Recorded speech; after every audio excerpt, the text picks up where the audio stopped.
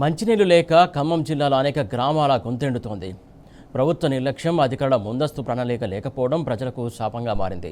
దేశానికి రోల్ మోడల్గా నిలిచినటువంటి మిషన్ భగీరథ పథకాన్ని ఈ ప్రభుత్వం నిర్లక్ష్యం చేసింది. ప్రత్యామ్నాయ మంచినీటి వసతిని మరిచింది. ఫలితంగా మంత్రుల ఇలాకాలో కూడా బిందెలు పట్టుకుని జనం రోడ్డెక్కుతున్నారు. వాటర్ ట్యాంకర్లతో నీటిని కొనుగోలు చేస్తున్నారు. 10 ఏళ్ల తర్వాత మళ్లీ ప్లాస్టిక్ డ్రమ్ములు కొనుగోలు చేసి నీటిని భద్రపరుచుకునే పరిస్థితి దాపురించింది.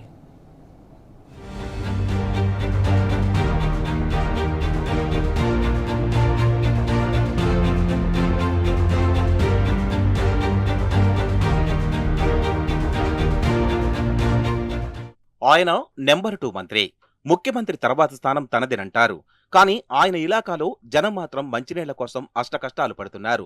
రాష్ట్రంలోనే నెంబర్ 1 మున్సిపాలిటీగా తీర్చిదిద్దుతామని చెప్పిన ఏదులాపురం గుక్కెడు నీళ్ల కోసం గ్రామాలు ఎదురు చూస్తున్నాయి. అధికార పార్టీ మీద నమ్మకం లేక జనం ప్లాస్టిక్ డ్రమ్ములు, ప్రైవేట్ వాటర్ ట్యాంకర్లను నమ్ముకుంటున్నారు.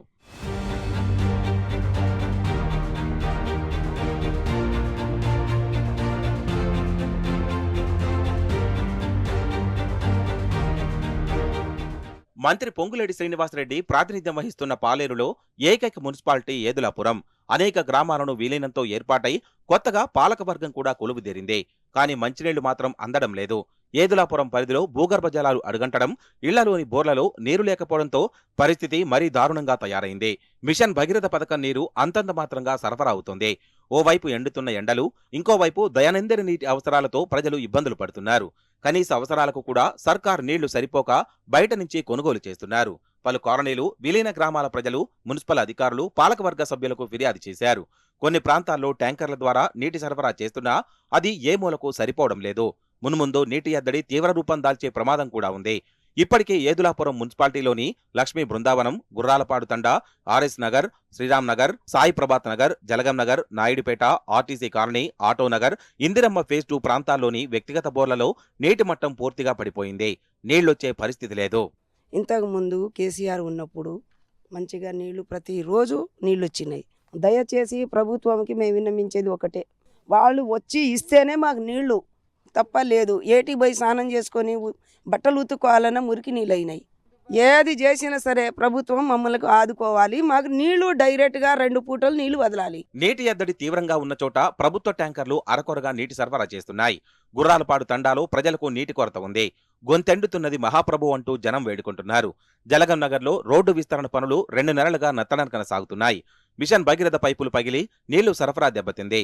లక్ష్మీ బృందావనంలో చుక్క నీరు రావడం లేదు. పైప్ లైన్ల ద్వారా నీటి సరఫరా నిలిచిపోయింది. సాయి ప్రభాత్ నగర్, గ్రీన్ కాకతీయ, పెద్దతండా కాలనీలకు ఆర్ఎస్ నగర్ లో ఉన్న బావి ప్రధాన నీటి వనరు. ప్రస్తుతం బావి నీటి మట్టం అడుగంటుతోంది. తరువాత పరిస్థితి ఏంటన్నది ప్రశ్నార్థకం. అధికారులు మాత్రం ట్యాంకర్ల ద్వారా నీటిని సరఫరా చేస్తున్నట్లు చెబుతున్నారు. దెబ్బతిన్న మిషన్ భగీరథ పైప్ లైన్లు మరమ్మతు చేస్తున్నట్లు చెబుతున్నారు. అయితే అధికారుల మాటలకు వాస్తవ పరిస్థితులకు అస్సలు పొంతనే లేదు. 20 సంవత్సరాలు 30 సంవత్సరాల నుంచి నివసిస్తున్నాం. 10 ఇయర్స్ నుంచి వాటర్ వస్తున్నాయి, కానీ ఒక 2 డేస్ వారం వస్తే ఒక 2 డేస్ అందులో రావు. నార్మల్గా వచ్చినా పైకి ఎక్కడం చాలా ఇబ్బంది అవుతుంది. కంప్లైంట్ ఇస్తున్నాం, అప్పుడైతే బాగానే వచ్చేది. కాకపోతే ఇప్పుడేమో అటు చాలా కలెక్షన్స్ పెంచేసరికి మాకు పైకి ఎక్కడం చాలా ఇబ్బంది అవుతుంది. ట్యాంకర్ వాళ్ళు వస్తారు, వారానికి ఒకసారి పోసి వెళ్ళిపోతారు అంతే. ఆ నీళ్ళకే ఒక డ్రమ్ము నీళ్ళకే 2 రోజులు 3 రోజులు వాడాలి. మా ఇంట్లో చిన్నపిల్లలు ఉండరు, అది మాకు సరిపోవట్లేదు. 10 ఏళ్లు ఎలాంటి తెప్పలు లేకుండా మంచినీళ్లు పట్టుకున్న మహిళా లోకం మళ్లీ బిందెలు పట్టుకోవడంపై అసంతృప్తి వ్యక్తం చేస్తున్నారు. కేసీఆర్ నీళ్లుగా పిలుచుకునే భగీరథ నీళ్లు ఎందుకు రావడం లేదని ప్రభుత్వాన్ని ప్రశ్నిస్తున్నారు.